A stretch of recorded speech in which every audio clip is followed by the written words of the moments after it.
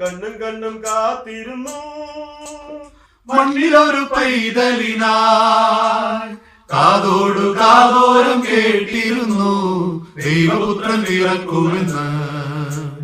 കണ്ണും കണ്ണും കണ്ണും കണ്ണും കാത്തിരുന്നു.